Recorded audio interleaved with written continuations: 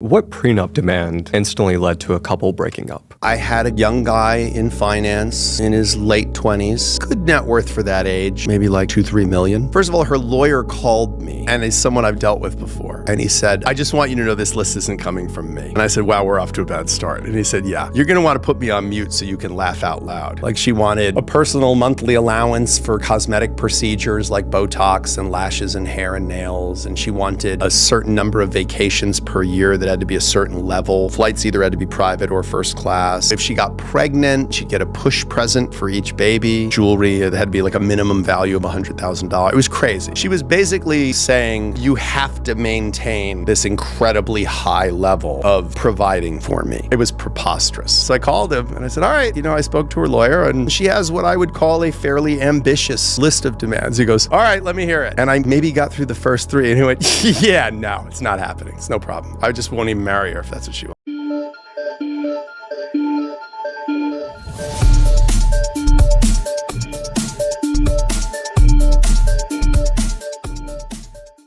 Hi guys and girls, welcome back to my channel. Today I want to talk about loneliness because I think that it has been affecting both genders recently and it has been affecting us a lot.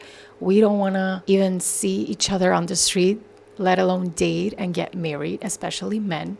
Men think that all women are gold diggers and women think all men are scumbags, and none of that is true.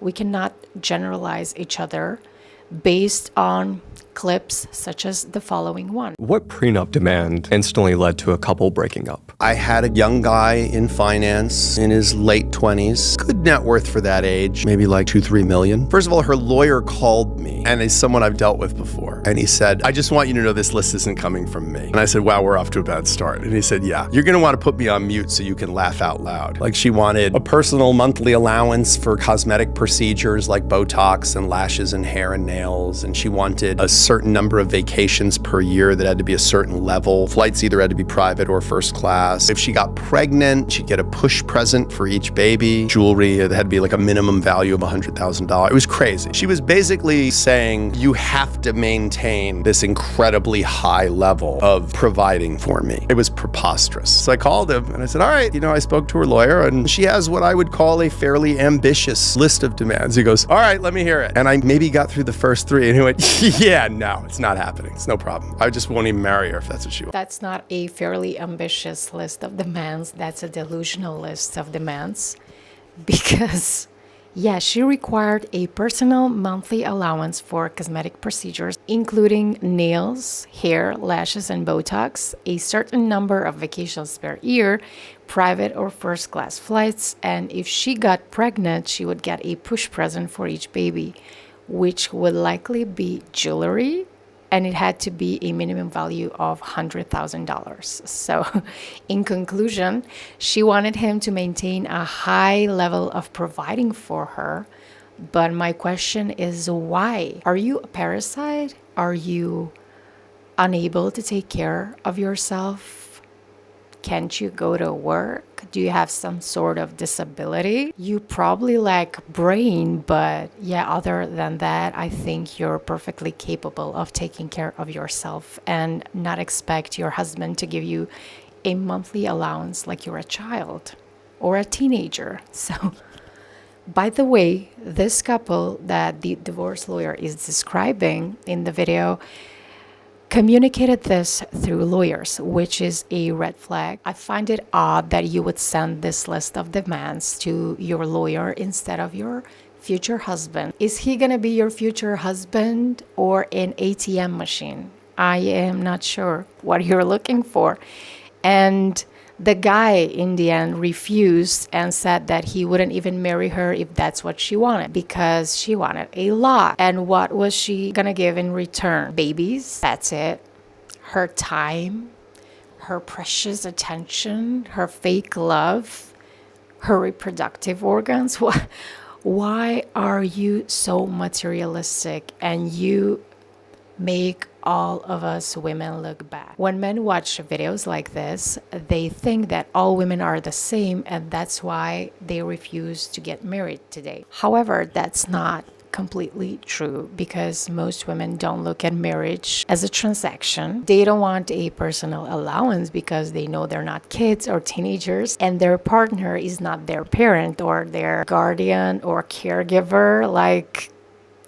Instead, most women, in my opinion, prefer a mutual fund when they get married or start living together, and they want to provide to the household because they know it's very difficult to raise kids or even just sustain yourself as a couple on one salary only in this day and age. Also, most women don't require a certain amount of vacations per year. Instead, they're open to discuss family vacations when and if they can afford it with their partner. They're also not into private or first class flights because most women are not gold diggers, okay?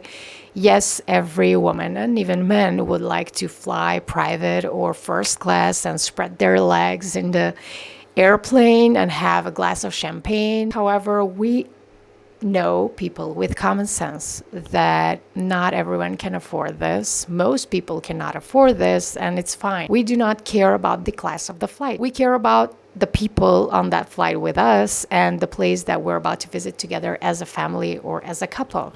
So I think that men generalizing all women and thinking they're all the same and that all women are just looking to marry rich. It's also delusional, okay? Just like this woman is delusional about having someone meet her preposterous demands. That's how delusional it is to think that all women are the same. I want to mention that most women don't look for a push present for each baby, which would be worth at least $100,000. What we want instead is a supportive husband who is going to be there for us before and after giving birth and who will assure us that everything is going to be fine. In conclusion, most women want a passionate partner who is present in the moment and always ready to help and make us feel loved and cherished. And it's only natural for us ladies to return the favor, right? Most of us do, and that's how most people live. And men who don't want to date or even marry, they should realize this, that what they see online is not true in real life, okay?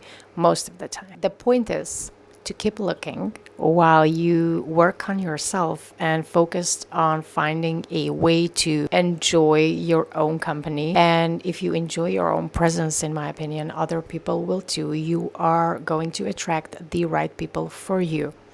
So my final advice is to not generalize all women, and women don't generalize all men, because we're not all looking for caretakers instead of partners, and we don't prefer to latch off of our partners, and instead we are open to build something together. Look for someone who reflects your values and standards, and don't settle for just about anyone. Remember that the right person for you won't have a list of demands before they agree to marry you. They will love you for you, and you can create a list of mutual goals together. I also think that the news about 50% of marriages ending up in divorce and watching grandparents and parents go through turbulent times, and some even watch